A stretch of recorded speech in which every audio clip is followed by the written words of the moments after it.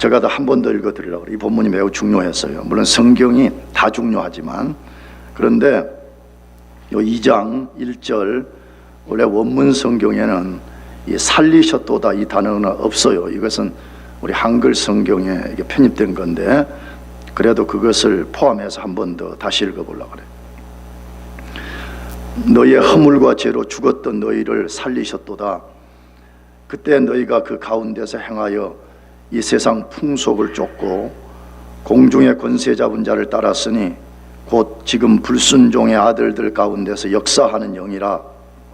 전에는 우리도 다 그 가운데서 우리 육체의 욕심을 따라 지내며 육체와 마음에 원하는 것을 하여 다른 이들과 같이 본질상 진노의 자녀이었더니. 아멘. 왜 모든 인간은 하나님으로부터 구원을 받아야 할까요? 제가 지난주에도 동일한 질문을 던졌습니다. 왜 모든 사람은 하나님으로부터 구원을 받아야 됩니까? 왜 구원받지 않으면 안 되는 것입니까? 그리스도 밖에 있는 자연인이 처한 심각한 상태 때문에 그렇습니다. 그리스도 밖에 있는 사람들을 자연인이라고 부르는데, 이 자연인들이 처한 심각한 영적 상태 때문에 그렇습니다. 그 심각한 상태가 무엇이라고 말씀드렸죠? 하나님의 진노의 심판 아래에 있는 것입니다. 그리스도 밖에 있는 모든 자연인은 하나님의 진노의 심판 아래에 있습니다. 저는 지난주에 로마서 1장 18절에서 32절을 근거해서 그것에 대해서 말씀을 드렸습니다. 자연인의 특성 중에 하나가 자신들을 가리켜서 하나님의 진노 아래 있다고 말하는 것을 매우 듣기 싫어합니다. 참 신기해요. 그리스도 안에 있는 사람들은 당신은 과거에 하나님의 진노 아래 있었습니다 그러면 그것을 그대로 수용합니다. 예, 맞습니다. 저는 하나님의 진노 아래 있었습니다 라고 고백합니다. 그런데 이상하게 자연인들은 이런 소리를 들으면 매우 듣기 싫어합니다. 그러나 성경은 그런 사람들이 듣기 싫어하는 여부와 상관없이 그런 상태에 있다고 말씀합니다. 또한 자연인들은 하나님이 진노하신다는 것을 더더욱 받아들이지 못합니다. 하나님도 믿지도 않지만 논리를 그렇게 펴는 거예요. 아니, 어떻게 하나님이라는 분이 인간에게 진노를 퍼부을 수 있냐는 것입니다. 인간에게 진노하시는 그런 신을 받아들일 수 없다고 말합니다. 그러나 성경은 하나님은 죄를 범한 인간에게 진노하신다고 분명히 말씀합니다. 그렇다면 인간을 향한 하나님의 진노의 방식이 무엇이에요? 세상 사람들은 하나님의 진노의 방식이 물리적인 것으로만 생각을 합니다. 하늘에서 벌을 내리고 천둥과 번개 같은 것을 내려서 사람을 죽이는 것만을 생각하니까 그런 일이 별로 잘 안 일어나거든요. 그러니까 하나님의 진노하시는 방식, 그것을 받아들이지 못합니다. 그러나 우리가 지난주에 로마서를 통해서 살핀 것은 죄 가운데서 죄 지으며 자기 마음대로 살게 두는 것입니다. 내 마음대로 사는 거예요. 내 마음대로 살아라, 너 하고 싶은 대로 살아라. 이것이 하나님이 인간에게 진노하시는 방식이라는 거예요. 그냥 가만히 둬버리는 거예요. 죄 가운데 너 마음대로 살아라. 이것이 진노의 방식 중에 하나라는 것입니다. 그런데 이런 말을 들으면 자연인들은 그렇게 마음대로 사는 것이 자율적 인간이고 주권적 인간이라고 말합니다. 내가 그렇게 사는 것이 내가 내 인생의 주인이기 때문에 그렇게 사는 것이라고 말합니다. 그러나 성경은 그것이 바로 하나님의 진노의 심판 아래 있는 증거라고 말씀합니다. 아무렇게나 살아도 하나님이 간섭하지 않습니다. 그냥 가만히 둬버리는 것입니다. 그것이 하나님의 진노 아래 있는 증거라고 말씀합니다. 물론 당연히 자연인은 마지막 심판날에 하나님으로부터 가공할 물리적 심판을 받을 것이라고 성경은 분명하게 말씀합니다. 이것이 인간이 구원받아야 되는 첫 번째 이유 중에 하나입니다. 저는 오늘 인간이 구원받지 않으면 안 되는 두 번째 이유를 말씀드리려고 합니다. 왜 인간이 구원받지 않으면 안 되는가 하는 것입니다. 그것을 말씀드리기 전에 사람들이 구원에 관한 설교를 듣게 되면 약간의 조급증을 드러내는 것에 대해서 몇 가지를 짚고 넘어가지 않으면 안 될 것 같습니다. 조급증이 있어요. 구원에 관한 성경 공부나 설교를 하면 사람들 속에 조급한 마음이 있어요. 야, 그럼 복잡한 이야기 하지 말고, 복잡한 긴 썰 풀지 말고 단번에 구원받는 비법 알려달라는 것입니다. 단번에 어떻게 하면 내가 단번에 구원을 받을 수 있는지를 알려달라, 그렇게 말합니다. 이해합니다. 왜 그런 조급증을 갖는지 이해합니다. 그러나 그것은 절대 좋은 자세가 아닙니다. 절대로 그것은 구원을 받기를 원해서 그 길을 나선 사람에게 좋은 자세가 아닙니다. 왜 그렇습니까? 왜 구원의 비법만 아는 것이 좋은 자세가 아닙니까? 만일에 어떤 사람이 죄로 인한 자신의 처참한 상태를 모른다면 구원에 대한 갈망을 가질 수가 없습니다. 여러분, 이게 무슨 말인지 알겠어요? 왜 사람들이 구원을 갈망하지 않는지 아십니까? 왜 사람들이 그리스도를 찾지 않는지 아십니까? 왜 사람들이 내 인생에 그리스도만이 나의 유일한 소망입니다 이렇게 말하지 않는 줄 아십니까? 그것은 자기가 죄로 인해서 얼마나 처참한 상황에 떨어져 있는지를 한 번도 본 적이 없기 때문에 그렇습니다. 여러분, 만일에 내가 지금 건강하니까 별로 병원과 의사들을 별로 그리워하지 않습니다. 저는. 그러나 만일에 내가 치명적인 암이 걸려가지고 그 암 때문에 내가 죽어간다는 것을 안다면 말이에요, 내가 실제 그 사실을 깨달으면 어떻겠어요? 병원을 찾지 말고 의사를 찾지 말라 그래도 달려가서 의사에게 살려달라고 애걸을 할 것입니다. 여러분, 사람들이 자기가 처한 죄의 처참한 상태가 무엇인지를 모르기 때문에 구원에 대한 갈망이 없는 것입니다. 그런 사람은 설령 구원을 받았다고 해도 자신을 구원해 준 하나님께 감사가 발생하지 않습니다. 다시 말하면 내가 왜 그리스도를 위해서 살아야 되는가? 내가 왜 내 남은 인생을 그리스도를 위해서 희생해야 되는지를 모르는 거예요. 왜 그러느냐? 그런 사람은 구원을 단순하게 취미를 바꾼 것 정도로만 이해하기 때문에 그러는 것이에요. 내가 과거에는 조금 나쁜 취미를 가졌는데 이제 내가 예수를 믿는다는 것은 조금 더 좋은 취미를 갖는 거라고 생각하기 때문에 그런 사람은 말로는 구원받았다 그러는데 실제로 하나님께 감사가 일어나지도 않고 하나님을 위해서 희생하여 살지도 않는 것입니다. 그러니까 변화가 없어요, 그런 사람들은. 그래서 성경은 구원의 비법을 말하기 전에 인간의 처참한 상태에서부터 출발하는 것입니다. 성경을 잘 보세요. 여러분들이 읽어봤는지 모르지만 로마서를 복음의 위대한 책이라고 불러요. 근데 로마서를 딱 읽어보면 로마서는 제일 먼저 우리가 구원 얻는 비법부터 말하잖아요. 그런 싸구려 비법을 말하는 것으로부터 시작하지 않고 인간이 얼마만큼 죄로 인해 처참한 상태에 떨어졌는지를 길게, 로마서에서 가장 길게 3장을 할애해서 설명합니다. 왜 그러는 것이에요? 인간의 처참한 상황을 봐야만이 내가 구원이 필요하다는 것을 느끼게 되잖아요. 내가 그 상태에 있다는 걸 알아야만이 예수 그리스도 외에는 내 죄로부터 나를 치유할 것이 없다는 것을 알기 때문에 예수 그리스도 앞으로 나오게 되는 것이에요. 그러므로 자기의 처한 상황을 모르고는 아무도 그리스도께 나올 수가 없어요.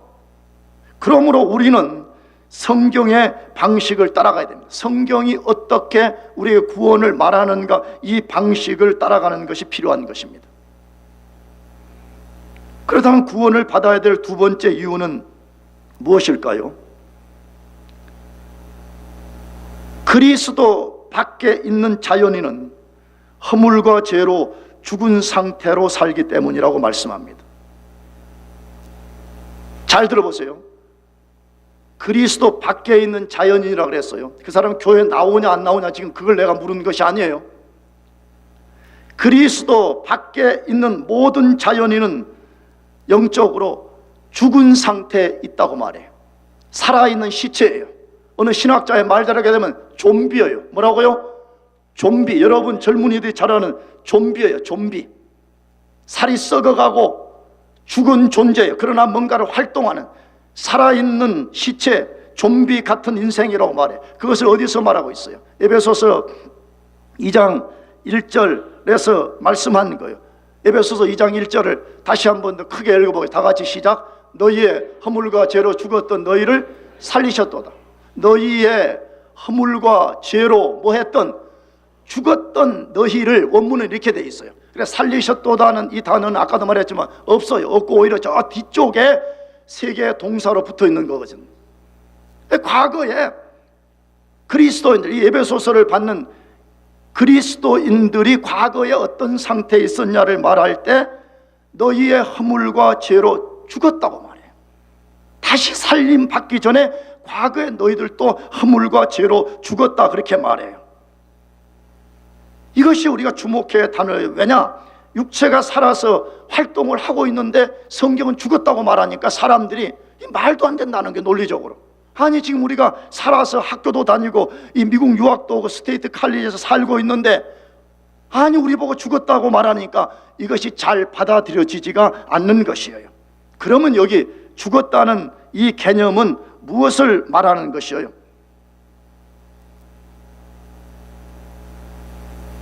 하나님을 향해서 아무것도 할 수 없는 것을 말하는 거죠. 하나님과 관계에 있어서 아무것도 할 수 없는 상태에 떨어진 것을 성경은 죽었다고 말씀하고 있는 것이에요. 그럼 왜 죽었느냐? 성경이 뭐라고 말했죠? 허물과 뭘로 죽었다고요? 죄로 죽었다고 말해요. 허물과 죄는 사실은 동의어예요. 원래 이것을 정확하게 말하면 허물이라는 말은 미끄러졌다는 원래 뜻에서부터 출발한 것이고, 죄는 분리라는 말에서부터 나온 것이에요. 똑같은 말이에요. 사실은 이것을 두 번 말해서 강조하려는 거예요. 왜 인간이 죽었냐라고 할 때 죄 때문에 죽었다는 거예요. 우리가 지난주에 다루었던 창세기 2장으로 돌아가면 하나님이 인간과 언약을 맺으실 때 분명하게 말씀했습니다. 선악을 알게 하는 나무의 열매를 따먹지 말라. 따먹는 나라는 정령 뭐하리라? 죽으리라 말씀했어요. 인간이 그것에 손을 딱 대는 순간에 하나님 말씀대로 인간은 죽음의 상태로 떨어져서 하나님과 관계에서 아무것도 할 수 없는 인간이 된 거예요. 학교도 다녀요, 공부도 해요, 돈도 벌어요, 세상에서 어떤 일들을 해요. 그러나 하나님과의 관계에 있어서 아무것도 할 수 없는 상태로 떨어져 버린 것을 성경은 죽었다라고 말씀해요. 그렇다면 자연인이 허물과 죄로 죽은 상태에 있는 증거가 뭐냐 하는 것이에요. 여러분들이 이 증거를 통해서 여러분은 진짜 살아있는 사람인가 아니면 죽어있는 사람인가를 잘 검증해 봐요. 나는 앞으로 몇 주 동안 부정적인 설교를 할 계획이에요.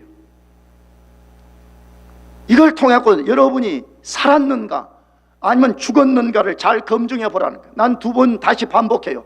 여러분에게 지금 교회를 나오느냐, 여러분이 모태신앙이냐 아니냐, 난 그런 걸 묻지 않아요. 여러분, 그런 것은 구원의 증거라고 성경이 말하지 않아요. 여러분이 허물과 죄로 죽은 증거가 무엇인가를 살피면서 반대로, 그러면 나는 살았는가 죽었는가를 검증해 보라 이거예요. 그래서 만일에 여러분이 죽었다면 여러분이 사는 길을 찾아야 돼요. 할렐루야. 만약에 여러분이 죽었다면 자꾸 다른 이야기 하지 말아요. 모태신앙이다, 나 교회 언제까지 다녔다, 그런 것으로 여러분의 구원을 감싸려고 하지 말아요. 지금부터 말씀드리는 이 증거를 통해서 여러분이 이 증거 가운데서 여러분 죽은 거예요. 그러나 이 증거를 벗어났다면 여러분은 구원받은 것이에요. 그러면 허물과 죄로 죽은 상태에 있는 증거는 무엇이에요? 첫 번째로 세상의 속성 혹은 세상의 체계를 따라 살아가는 것입니다. 영적으로 죽은 사람의 첫 번째 특성은 세상의 속성, 세상의 체계를 따라 살아가는 것입니다. 하나님의 위대한 종인 사도 바울이 영적으로 죽은 사람이 나타내는 첫 증거가 그것이라고 말하고 있습니다. 영적으로 죽은 사람은 하나님을 향해서 아무것도 할 수 없고 하나님과 어떤 관계도 맺지 못한 채 살아가는 사람이라고 말해. 하나님 앞에서 무감각해. 하나님 앞에서의 생명의 역사가 없어. 그런 사람을 죽었다고 말해. 그런 사람이 드러내는 첫 번째 증거, 증상이 있다고 말씀해요. 그것이 에베소서 2장 2절 상반절 말씀인데 다 같이 한번 더 크게 읽어보겠습니다. 시작. 그때 너희가 그 가운데서 행하여 이 세상 풍속을 쫓고 하나님 앞에 영적으로 죽은 사람이 드러내는 첫 번째 증상은 그때 너희가 그 가운데서 행하여 이 세상 풍속을 쫓는다라고 말씀하고 있습니다. 그때에 너희가 그 가운데서 행하여라고 말하는데 이 말이 무슨 뜻이에요? 그때 너희가 그 가운데서, 여기 그 가운데는 뭐죠? 이건 지시사전, 앞에 있는 인간이 허물과 죄를 범하고 영적으로 죽은 가운데서 그 말이에요. 그런데 아까도 말씀드렸지만 죽으면 아무것도 못해야 되네. 근데 여기 분명히 그때 너희가 그 가운데서 행하여라고 말하고 있습니다. 그러면 여기 행한다는 이 말이 무슨 뜻일까요? 아니, 죽어버린 사람이 뭔가를 행한다고 말해. 근데 이 행한다는 원래 말의 뜻은 속성, 경향이라는 뜻입니다. 영적으로 죽은 사람이 어떤 속성을 갖고 있다는 게, 어떤 경향을 갖고 있다는 거예요. 여러분, 속성이라 경향이라는 말은 언제 쓰죠? 무의식 중에 드러나는 거예요. 본능적으로 계속해서 어떤 것이 드러나는 거예요. 꼭 나침판이 가만히 두어도, 아니면 흔들었다가 놓아도 그 시침이 북쪽을 가리키는 것처럼 가만히 두어도 자꾸만 어떤 특성을 드러내는 것을 속성, 경향이라 그렇게 말하는 거예요. 그러면 영적으로 죽은 사람이 드러내는 속성과 경향은 무엇이라고 말했죠? 이 세상에 뭘 쫓는다고요? 풍속을 쫓아. 뭘 쫓는다고요? 이 세상에 풍속을 쫓는다는 게, 가만히 있어도 본능적으로 이 사람의 속성이, 이 사람의 무의식 속에서 이 세상의 풍속을 쫓는 성향을 드러내게 된다는 것이에요. 그럼 이 말은 무슨 뜻이에요? 이 세상의 방식, 이 세상의 가치체계, 이 세상의 가치관을 쫓으며 그것에 의해서 살아간다는 것입니다. 여러분, 이런 사람은 죽었다고 말해요. 이런 사람은 아무리 자기를 그리스도인이라고 포장할지라도 성경은 단호하게 그런 사람은 영적으로 죽었다라고 분명하게 말씀하고 있는 것이에요. 나는 여러분을 야단치거나 여러분을 코너로 몰아붙이려고 그런 뜻이 아니에요. 여러분이 자꾸 여러분 자신을 거짓으로 포장하지 말고 냉철하게 말씀 앞에 비춰보고, 여러분이 죽었으면 죽은 거예요, 살았으면 산 거예요. 만약에 죽었다면 살 길을 찾아요. 아멘. 왜 죽었는데 살았다고 포장을 하는 거지? 그렇다면 왜 이것들을 따라 사는 것이 죽은 증거입니까? 왜 세상의 가치체계, 세상의 풍속을 쫓으면 그것이 죽은 것이며 죽은 증거냐 하는 것입니다. 그걸 하려면 우리가 창세기로 다시 돌아가야 돼요. 세상의 대표자로 창조된 인간이 하나님께 죄를 범했을 때 이 세상도 죄 아래 굴러 떨어져 버렸습니다. 창세기에 가게 되면 하나님이 만물을 창조한 후에 인간의 대표자와 대표 언약을 맺으면서 만물까지도 아담 언약 아래 들어가게 만들었어요. 근데 아담이 죄 아래 떨어지게 될 때 만물도 죄 아래 굴러 떨어지게 되어서 이 세상이 죄의 본성, 특성을 품고 있는 것입니다. 근데 바로 그 특성은 끊임없이 하나님을 대적하고 하나님께 불순종하도록 하는 성향을 가지고 있는데, 그 지배 아래 사는 인간은 끊임없이 하나님을 대적하고 불순종하는 성향을 갖고 있기 때문에 그는 영적으로 죽었다고 말하는 거예요. 이것을 세속성이라 그렇게 부르는 것이에요. 세속성이라고 말해. 그러므로 세속성을 따라 살면 죽은 것입니다. 언젠가도 예를 들었지만 죽은 물고기는 절대로 물을 거슬러 올라가지 못합니다. 우리가 꼭 무슨 고기 잡는 어부가 아니어도 보면 알잖아요. 한강이나 무슨 이런 데 큰 미국의 강 같은 데 가보면 아주 큰 잉어 같은 것들이 어떤 때는 둥둥둥 떠내려가는 걸 발견합니다. 왜? 죽어있기 때문에 그렇습니다. 죽었기 때문에 그 물살에 떠밀려 내려가는 거예요. 근데 작은 송사리 같은, 아주 작은 피라미 같은 거, 그 거대한 물살을 거슬러 올라가는 거, 왜 그렇죠? 살았기 때문에 그런 것입니다. 영적으로 죽은 사람은 세속성의 지배를 받아서 세속성을 따라 살게 되는 것이에요. 죽은 증상을 그대로 드러내면서 살게 되는 것이에요. 그래서 요한 사도가 요한일서 2장 15절 16절에서 세상을 사랑하는 것이 얼마나 위험한 것인지를 말했어요. 다 같이 읽어보겠습니다. 시작. 이 세상이나 사랑치 말라. 누구든지 세상을 사랑하면 아버지의 사랑이 그 속에 있지 아니하니 이는 세상에 있는 모든 것이 육신의 정욕과 안목의 정욕과 이생의 자랑이니 다 아버지께 쫓아온 것이 아니요 세상으로 쫓아온 것이니라 분명하게 말씀했어요.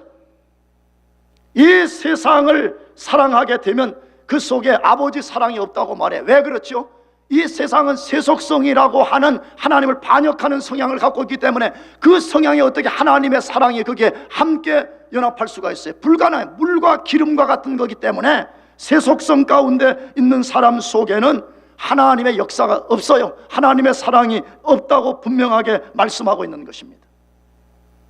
그런데 오늘 그리스도인들이 거짓 복음에 속아가지고 예수를 왜 잘 믿냐? 세상에 나가서 다시 세속적인 것을 내가 손에 넣기 위해서라고 말해. 이런 거짓 복음입니다. 내가 지난 주에도 새벽 때 3번에 걸쳐서 설교했지만 여기는 목사가 그랬다는 걸 발견하게 됐어요. 하나님 기도를 많이 하려고 했어요. 경건하게 살려고 했어요. 하나님 나에게 능력을 달라고 부르짖어요. 무엇 때문에? 내가 깨달았어요. 설교를 잘하고 큰 교회를 담임하는 목사가 돼서 내 이름을 내겠다는 것이. 여러분, 세상 복음, 제국의 복음과 다를 바가 뭐가 있어요? 이 세상이라는 제국도 그걸 노리는 거잖아요. 만일에 우리가 세상을 사랑하는 특성을 갖고 있다면 우리는 영적으로 죽은 것이라고 성경이 분명한 말씀합니다. 다른 변명의 여지가 없어요. 우리는 예전에 영적으로 죽어서 세속성이라는 가치체계 아래 살다가 하나님 나라가 우리 속에 들어와서 우리가 새로운 가치체계를 가졌기 때문에 이전과 분명히 다르게 살아야만이 구원받은 사람이에요. 믿습니까? 그러므로 이게 안 일어나는 사람은 구원받은 사람이 아니에요. 우리가 이 세상 풍속, 세속성이 무엇인가를 더 분명히 알기 위해서는 헬라어 2 단어를 알아야 돼요. 하나는 코스모스와 에이온이라는 단어예요. 물론 이것은 코스모스는 라틴어로부터 온 것인데 코스모스 에이온이라는 단어를 알아야 되는데, 코스모스는 눈에 보이는 자연의 세계를 말하는 것입니다. 이 우리 눈에 보이는 이런 풀이 있고 이런 돌이 있고 시냇가가 있는 이런 자연을 말할 때는 코스모스라는 표현을 씁니다. 그러니까 똑같은 세상이라도 이 세상이 가진 특성을 말할 때는 헬라어에서는 에이온이라는 단어를 씁니다. 이 에이온이라는 단어를 쓸 때는 타락한 세상이 가진 속성을 가리킬 때 쓰는 말입니다. 그러므로 우리는 코스모스는 아끼고 보호해야 됩니다. 아멘이죠? 왜? 하나님이 창조한 세계이기 때문에 그렇습니다. 그러나 우리 그리스도인들은 에이온을 철저히 미워하고 배격해야 됩니다. 이게 우리 그리스도인의 삶이라고 말해요. 그런데 허물과 죄로 죽어서 그리스도 밖에 있는 자연인은 하나님을 반역하는 세속성을 버리지 못하는 것입니다. 그것을 버릴 스스로의 능력이 없기 때문에 그렇습니다. 여러분, 그래서 하나님이 우리 가운데 찾아오셔서 우리를 죄에서 구원해 주시는 거예요. 믿습니까?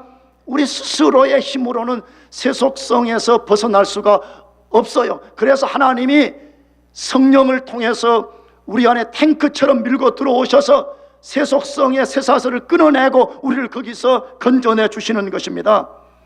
그러므로 하나님의 역사가 없는 사람은 세속성에 지배당하다가 세속성의 노예로 비참한 삶을 살다가 하나님이 세상을 심판할 때 함께 멸망의 자리로 떨어지고 말게 되는 것입니다. 그러므로 그 안에 살고 있는 모든 인간이 구원받지 않으면 안 되는 것입니다. 난 여러분에게 정중하게 도전합니다. 여러분은 이 세속성으로부터 탈피했습니까? 그건 여러분의 마음속으로 대답해봐요. 여러분은 정말 이 세상의 속성과 가치 체계로부터 여러분 탈출된 사람인가를 점검해 보시기 바랍니다. 두 번째로, 자연인이 허물과 죄로 죽은 상태에 있다는 증거는 뭐냐는 것이, 또 다른 증거는 공중 권세 잡은 자를 따라 살아가는 것입니다. 누구를 따라 사는 거라고요? 공중의 권세 잡은 자를 따라 사는 것입니다. 사도 바울은 두 번째 증거를 분명하게 보여주고 있습니다. 영적으로 죽은 사람이 드러내는 두 번째 분명한 증거를 사도 바울이 말씀하고 있습니다. 그런데 저는 그것을 소개하기 전에 우리가 하나님으로부터 성경을 받았다는 것이 얼마나 큰 은혜인지를 말하고 싶습니다. 여러분, 우리가 성경을 하나님께 받은 것 자체가 은혜인 것을 믿으시기 바랍니다. 왜 그렇죠? 성경이 아니었다면 우리가 어떻게 자연인인 인간이 우리가 과거에 살았을 때 그런 상태에 처했다는 걸 우리가 어떻게 알 수가 있어요? 세상의 그 어떤 것도 그걸 알려주지 않습니다. 이 세상이 100년, 200년 전보다 교육 체계가 훨씬 발전하고 사회와 문화와 문명이 발전했지만 그 어떤 곳에서도 자연인인 인간이 어떤 상태에 처한 것을 알려주는 것은 한 곳도 없습니다. 철학자도 교육학자, 공학학자도 아무도 없습니다. 오직 성경을 통해서만 가능합니다. 믿습니까? 성경을 우리에게 주셔서 그 성경을 통해서 하나님이 만물의 창조주이시며 우리 인간은 죄로 인해서 이 깊은 죽음의 상태에 떨어졌다는 것을 우리들에게 알려주고 있는 것입니다. 나는 자주 말씀드렸어요. 저는 무슨 환상을 본 목사도 아니고 이상한 무슨 계시 체험을 한 그런 목사도 아니지만 저는 성경을 읽다가 목사가 되기로 결심했습니다. 왜냐? 과거 예수 믿기 전에는 예수 믿는 사람 조롱하고 비난하고 핍박하고 말도 안 되는 소리 한다고, 심지어 내가 이렇게도 말했어요. 야 임마, 예수가 밥 먹여주냐? 숟가락이 밥 먹여주지. 할렐루야. 안 속군요. 내 실제 그렇게 말했어. 예수 믿으라고 말하면 야 임마, 예수가 내 동창이 고등학교 다닐 때 맨날 나한테 전도하고, 그러면 내가 다리 막 까딱까딱 하면서 흔들흔들 하면서, 여러분 다리 흔들면 지옥 갑니다. 조심해야 됩니다. 내가 그렇게 말했어. 야 무슨 예수가 밥 먹여주냐? 숟가락이 밥 먹여주지. 말도 안 되는 소리를 한 거예요, 지금 보면. 근데 어느 날 하나님이 이 불쌍한 영혼을 불쌍히 여기셔서 하나님이 나에게 찾아오셔서 예수를 믿게 만들어주시고, 내가 예수를 믿고 성경을 읽는 동안에 깨달았어요. 야, 이 성경은 그렇구나. 이거는 정말, 이거는 이 속에는 우리가 부정할 수 없는 진리와 말로 다 할 수 없는 톱니바퀴와 같은 이런 체계가 있구나. 이걸 내가 깨닫고 나는 예수 믿고 목사 되기로 결심을 하게 된 것입니다. 여러분, 제발 성경을 읽어보지도 않고 성경을 공부해보지도 않고 하나님은 없다, 예수는 없다, 구원은 없다, 제발 그렇게 하지 말기를 축복합니다. 내가 대학교 친구에 자주 말하지만 하나님이 없습니다, 나는 이제 하나님 없기 때문에 예수 안 믿겠습니다 선언하려면요, 여러분 성경 100번 공부해보고요, 그 다음에 우주 끝까지 다 뒤져본 후에 해야 돼요. 아멘? 무슨 말인지 모르겠어요? 만일에 하나님이 우주 끝에 다 뒤져봤는데 만약에 여러분이 명왕성 하나를 안 뒤져보고 여러분 포기했다고 하면 명왕성에 하나님이 계셔요. 할렐루야. 내가 그래서 좀 말이 거칠지만, 그래서 내가 때로는 여러분들 바보 같은 놈들이라고 내가 그러는 거예요. 성경은 형제를 향해 나아가라 그러면 지옥 간다 그래. 그래서 내가 무릅쓰고 하는 거 이 바보 같은 인간들이라고. 왜 공부하고 세상의 어떤 것은 추구할 줄 알지만 왜 이 진리에 대한 눈이 열어지지 않고 진리를 말해도 깨닫지 못하고 왜 그렇게 사냐는. 그래서 내가 때로는 답답해가지고 이 바보 같은 놈.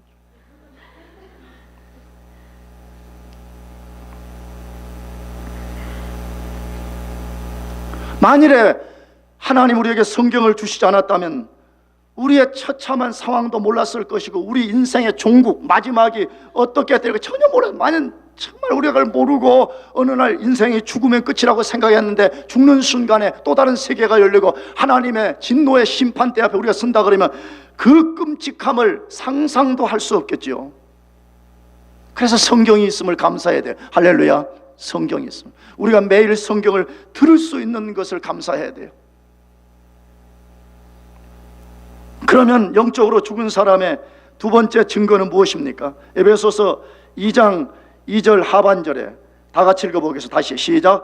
공중에 권세 잡은 자를 따랐으니 곧 지금 불순종의 아들들 가운데 역사하는 영이라. 공중에 권세 잡은 자를 따랐으니 곧 지금 불순종의 아들들 가운데 역사하는 영이라고 말씀합니다. 영적으로 죽은 사람의 두 번째 특성은 공중의 권세 잡은 자를 따라 산다는 거예요. 공중 권세자에게 지배당해서 산다라고 말씀해. 공중 권세 잡은 자는 누구입니까? 타락한 천사장인 사탄을 가리킵니다. 이사야서와 에스겔서를 읽어보게 되면 그를 루시퍼라고 부릅니다. 내가 언젠가 정확하게 말씀드렸어요. 사실은 벌리게이트 성경 번역에 루시퍼라고 번역해서 영어권과 한국에서는 그냥 타락한 천사장 그러면 루시퍼라고 그냥 통용을 해버려요. 근데 사실은 이것은 벌리게이트 여기서부터 시작된 것인데 보편적으로는 그냥 타락한 천사장 사탄, 그것을 루시퍼라고도 부르기도 합니다. 그러나 에베소서 안에서는 그를 마귀라고 부릅니다. 누구라고요? 마귀.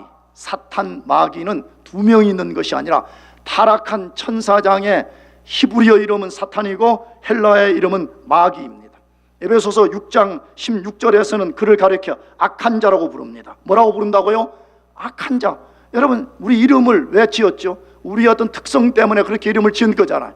그러면 타락한 천사장이 사탄, 루시퍼, 마귀, 악한 자라고 지어질 때는 그가 그런 특성을 갖고 있다는 거예요. 그러므로 사탄과 그의 모든 세력들에게서는 선한 것이 하나도 없습니다. 믿습니까? 여러분들이 하나님을 떠나서 살면 하나님과 사탄의 중간지대가 있다고 성경은 말하잖아요. 하나님을 떠나면 그 사람은 모두 사단의 지배를 받는 것인데 사단은 악한 자라고 분명하게 말씀하고 있습니다. 이 악한 자가 인간이 사는 지구 공간에 일시적 권세를 갖고 악한 영향을 행사하고 있는 것입니다. 왜 악한 자가 세상을 지배하게 되었습니까? 이사야서를 읽어보게 되면 하나님께 범죄했습니다. 피조물인 천사장이 하나님처럼 되고 싶어서 교만해져 가지고 하나님을 대적하게 되었습니다. 말도 안 되는 소리죠. 피조물은 인류의 전체 숫자가 다 동원해도 창조주를 이길 수 없습니다. 아멘. 왜? 인간은 유한한 존재고 하나님은 무한한 존재이기 때문에 유한은 무한을 이길 수가 없기 때문에 그렇습니다. 그래서 그 보좌 앞에서 쫓겨나서 세상으로 왔습니다. 그래서 마귀는 쫓겨난 존재입니다. 무슨 존재라고요? 쫓겨난 존재입니다. 쫓겨난 비참한 존재입니다. 그 쫓겨난 존재가 쉽게 말하면 자기만 망하고 싶지 않은 거예요. 그래서 이 세상 사람들을 같이 끌고 들어서 같이 멸망의 길을 가려고 하는 것이 악한 자가 목표로 하는 것이에요. 근데 악한 자는 혼자 그런 일을 범한다고 말하잖아요. 그가 하나님을 반역할 때 함께 반역에 가담해서 가담한 이 타락한 천사들인 귀신들과 함께 세상에 악한 영향을 주고 있다고 말하고 있습니다. 여러분, 이걸 알아야 됩니다.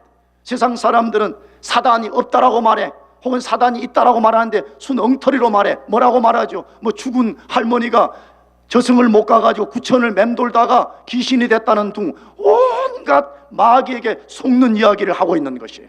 아닙니다. 인간은 죽으면 죽는 순간에 예수 믿으면 천국이고 예수 안 믿고 죽으면 지옥입니다. 믿습니까? 그러면 마귀, 사탄, 귀신은 누구입니까? 그건 타락한 천사장과 그 타락한 천사장을 추종했던 타락한 천사들이 귀신이 된 것이라고 분명하게 말씀하고 있습니다. 그러면 이 악한 자들이 하는 일은 구체적으로 무엇일까요? 이 악한 영들이 무슨 일을 할까 하는 것입니다. 엄청나게 많은 일을 합니다. 그런데 우리가 오늘 에베소서 이 본문에 근거하면 인간으로 하여금 하나님께 불순종하도록 만든다는 거예요. 인간으로 하여금 하나님께 뭐 하도록 만든다고요? 불순종하도록 만든다고. 그래서 사도 바울이 방금 읽은 본문에 공중의 권세 잡은 자를 불순종의 아들들 가운데 역사하는 영이라 그렇게 표현하는 것이에요. 그렇게 썼잖아요. 공중의 권세 잡은 자를 따랐으니, 곧 다시 설명한 거죠. 지금 불순종의 아들들 가운데 역사하는 영이라 그렇게 되어 있습니다. 불순종의 아들들 가운데 역사하는 악령이라 그 말이에요. 이 말 속에는 여러 가지 것을 암시하고 있는 것이죠. 그 중에 두 가지만 소개하면, 그리스도 밖의 모든 자연인은 누구를 막론하고 공중 권세 잡은 자의 지배 아래 있다는 것입니다. 여러분, 인정하든 인정하지 않든 여러분이 만일에 그리스도 밖에 있다면 중간지대에 존재하는 사람들이 아니라 공중의 권세 잡은 자인 악한 영의 지배를 받고 있다고 분명하게 말씀하고 있습니다. 나가서 비그리스도인들이 하나님을 거부하고 예수님께 순종치 않는 핵심적 이유가 어디에 있냐는 거예요. 불순종의 영들 때문에 그렇다는 거예요. 악한 영이 자꾸만 속이는 거예요. 야, 그 하나님 그렇게 열심히 믿을 필요가 뭐 있냐는 거예요. 난 여러분 나쁘게 도전하는 게 절대 아니에요. 나는 성경의 근거에 도전하고 싶어요. 여러분이 진짜 하나님을 믿고 구원받은 성도들이라면 하나님을 예배하는데 여러분 삶을 쏟아붓기를 축복합니다. 왜? 한 학기에 두세 번 교회 나오고 나머지는 다 방탕과 타락한 그런 일을 다니다가 내가 그리스도인이랑을 표내기 위해서 왜 그런 식으로 신앙생활을 하죠? 성경은 분명히 말씀하죠. 여러분들이 불순종하는 핵심적 이유 속에 하나는 그 배후에 악한 영들이 역사해서 끊임없이 하나님 말씀에 순종치 않고 불순종하도록 우리를 부추기기 때문이라고 성경이 말씀하고 있잖아요.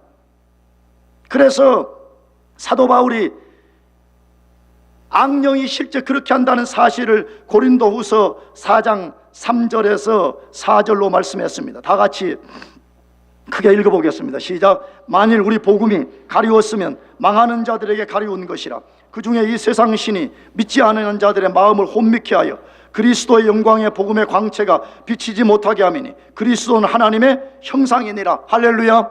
여러분, 이 말씀이 무슨 뜻인지를 제대로 이해하고 이 말씀이 교훈하려고 하는 선한 의도를 여러분이 꼭 붙잡기를 바라요.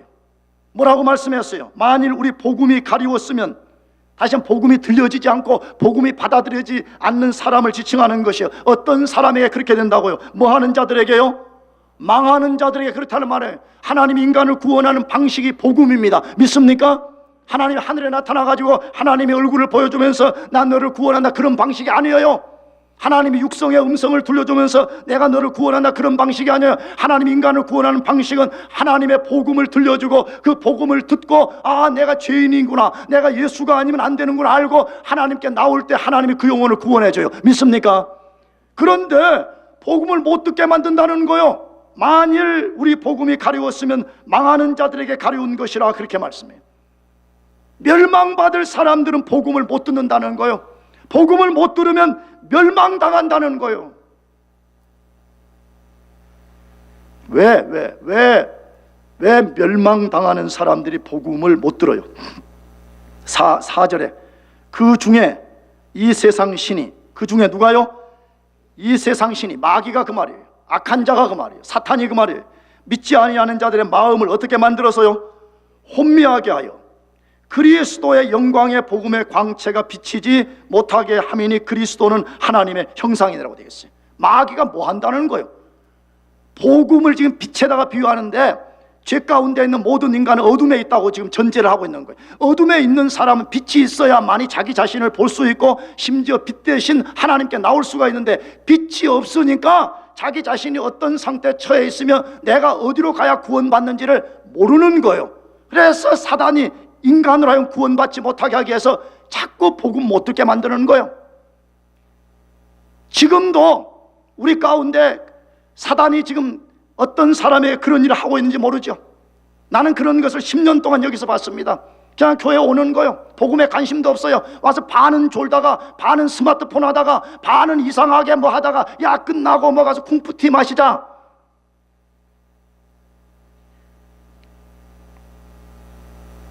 복음을 못 듣게 만드는 것이. 이 고린도후서 이 본문은 사도 바울이 천지창조하고 지금 같은 레벨에 두고 설명하는 거거든. 하나님이 만물을 창조했을 때 모든 세상이 흑암으로 감싸였을 때 빛이 있으라 할 때 그 빛이 세상 속에 임할 때에 어둠 속에 있던 세상이 드러난 것처럼 우리 인간은 죄로 인해서 깊은 어둠 속에 있는 존재들이었다는 거예요. 근데 하나님이 복음의 빛을 우리에게 비춰주실 때만이 우리가 그 빛에 의해서 하나님께 나갈 수가 있는데 사단이 그걸 알아차리고 어떻게 하든지 복음을 못 듣게 만든다는 거예요.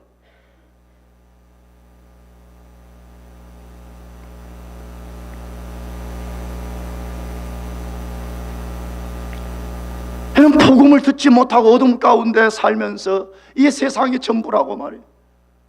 내가 이곳에 와서 학위 받고 내가 이상해서 내 자아를 실현하는 것이 전부라고 살다가 세상이 멸망당하는 것처럼 마귀도 반드시 멸망을 당할 것인데 마귀가 멸망당하는 날 마귀와 함께 지옥에 떨어지게 된다고 말씀하고 있는 것이에요.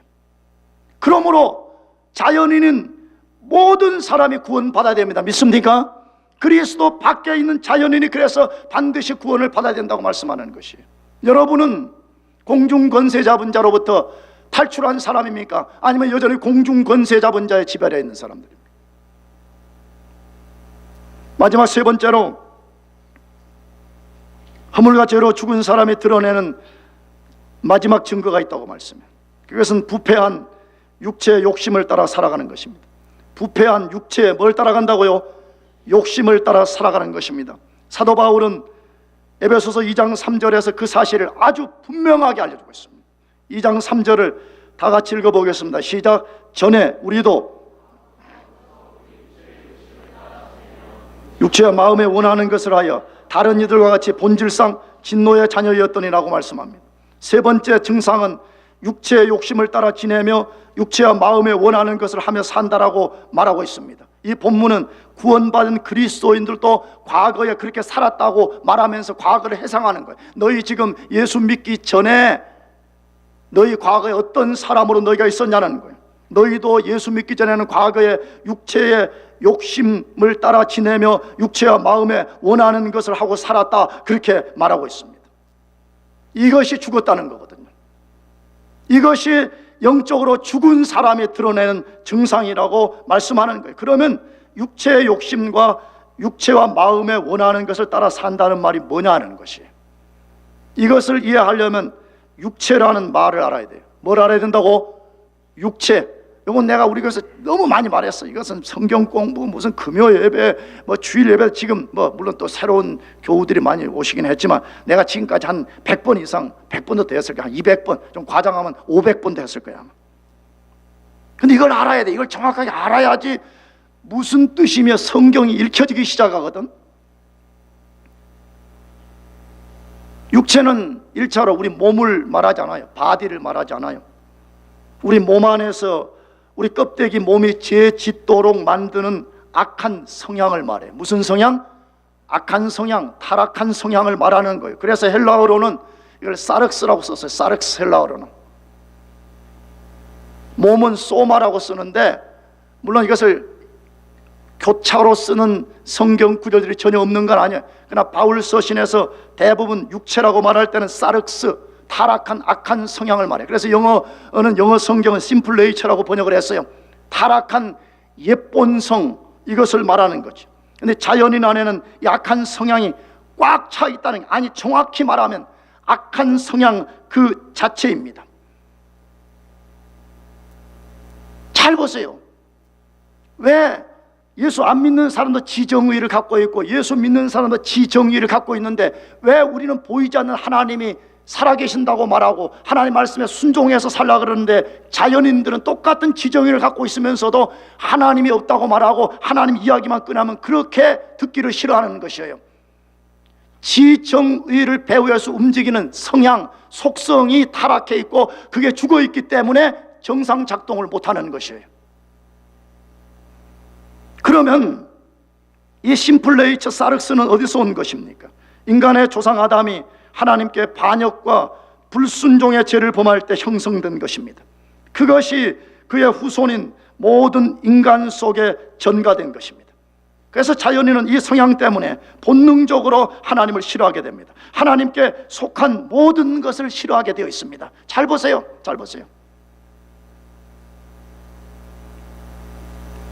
사륵스, 심플 네이처, 플래시, 옛자로부터 구원받지 않은 사람의 특성은 하나님을 안 좋아합니다.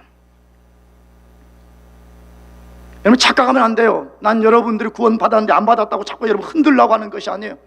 여러분 구원받지 않은 사람도 얼마든지 교회를 사랑할 수 있어요.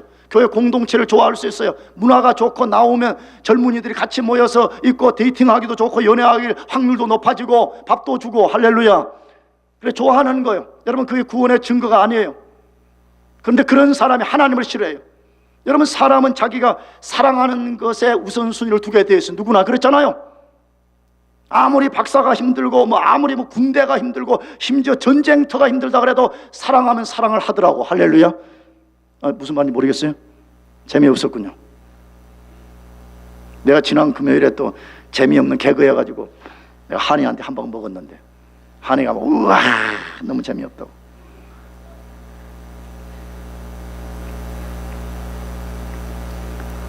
하나님을 사랑하게 되면 하나님을 사랑하는 속성을 드러나게 된다는. 그런데 그 속에 옛사람의 가치체계에 붙잡힌 사람은 하나님을 듣기 싫어합니다. 꼭 교회 와서 대학부가 너무 좋아요. 같이 목장하면 너무 좋아. 근데 하나님 이야기하면 싫어해요. 진리를 말하면 싫어하는 것처럼 하나님께 속한 모든 것을 싫어하게 됩니다. 사도 바울이 로마서 8장 7절에서 8절에 그렇게 분명하게 말씀해요. 다 같이 크게 읽어보겠습니다. 시작. 육신의 생각은 하나님의 법에 굴복지 아니할 뿐 아니라 할 수도 없습니다. 육신에 있는 자들은 하나님을 기쁘시게 할 수 없느니라. 여기 아주 자명하게 말씀해요. 육신의 생각, 이 말이 지금 심플 네이처에 있다고 말해요. 사륵스 속에 사로잡힌 사람 그 말이에요. 그런 사람은 하나님과 뭐가 된다고요? 원수가 되나니 이는 하나님의 법에 굴복지 아니할 뿐 아니라 할 수도 없다고 돼요. 안 되는 거예요. 여러분, 그렇기 때문에 교회가 율법적으로 구원도 안 받은 사람에게 당신 이렇게 하라 저렇게 하면요, 처음에 율법적인 것 때문에 교회를 조금 섬기는 척해요. 그러나 그런 사람은 얼마 못 가서 자기 본성을 드러내기 시작해요. 내가 왜 이거 해야 되냐는 거예요. 재미없다는 거예요. 왜? 하나님의 법에 굴복이 안 되는 거예요. 하나님이 사랑스러워지지 않아요. 하나님이 사랑해지지가 않아요. 나가서 뭐라고 말해요? 육신에 있는 하나님을 뭐 할 수 없다고요? 기쁘시게 할 수 없어요. 난 여러분에게 다시 도전합니다. 여러분은 정말 하나님의 법에 굴복하는 걸 좋아합니까? 아니, 우리가 하다가 넘어질 수가 있어요. 실수할 수가 있어요. 왜? 우리는 유한한 인간이기 때문에. 그러나 다시 회개하고 다시 일어서서 각오를 다지고 다시 하나님을 사랑하는 그 마음이 있냐 이거예요. 그것이 없다면 여러분 구원받은 사람이 아니에요. 여러분은 정말 여러분 그 존재의 깊은 것에서부터 하나님을 기쁘시게 하고 싶은 열망이 있습니까? 여러분이 하루하루 살고 숨쉬고 공부하고 인생의 장밋빛 미래를 펼치는 목적이 하나님을 기쁘시게 하는 거기에 있냐는 것이에요. 만일에 그것이 없다면 여러분 자신을 속이면 안 됩니다. 성경은 분명히 그런 사람은 심플 네이처, 사륵스 속에 사로잡혀 아직 구원받은 사람이 아니라고 분명하게 말씀하고 있습니다. 왜? 그리스도 밖에 있는 자연인들, 심지어 우리 주변에 착해 보이는 사람들 중에도 하나님과 예수님 그리고 교회를 그토록 미워하는지 이해할 수 있겠습니까? 물론 교회가 잘못해서 욕을 얻어먹는 경우도 있습니다. 그러나 그렇지 않아도 전혀 그렇지 않아요. 그런데도 하나님 이름, 예수님 이름, 교회 듣기 싫어서 교회를 반대하기 위해서, 교회를 대적하기 위해서 태어난 사람처럼 성향을 드러내는 이유가 어디 있는지를 알겠습니까? 그거는 타락한 아담의 옛 본성에 지배되어 있기 때문이라고 말씀하고 있습니다. 사도 바울은 육체의 욕심을 따르는 사람은 그러면 어떤 삶을 산다고 말해요? 구체적으로 어떤 삶을 산다고 말해요? 2장 3절 하반절에 뭐라 그랬어요? 육체와 마음에 원하는 것을 하며, 그랬더니 육체와 마음에 뭐 하는 것을 하며 산다고요? 원하는 것을 하며 산다. 무슨 말? 자기 마음에 끌리는 대로 사는 거예요. 자기 마음이 자기 삶의 모든 기준이에요. 내 마음대로 사는 거예요. 내 끌리는 대로 사는 거예요. 내 생각대로 살아가는 것이에요. 근데 문제는 내 삶의 기준과 방향을 정하는 마음이 부패해 있다는 거예요. 인간은 죄로 인해서 마음이 사륵스가 되어버리는 거예요. 마음과 생각이 완전히 부패해 있기 때문에 마음에 끌린 대로 살게 되면 반드시 부패한 삶의 행동을 드러낼 수밖에 없는 것입니다. 잘 보세요. 여러분과 저 자신을 잘 생각해 보세요. 왜 우리는 그토록 우리 마음에서부터 악한 생각들이 샘물처럼 쏟아나요?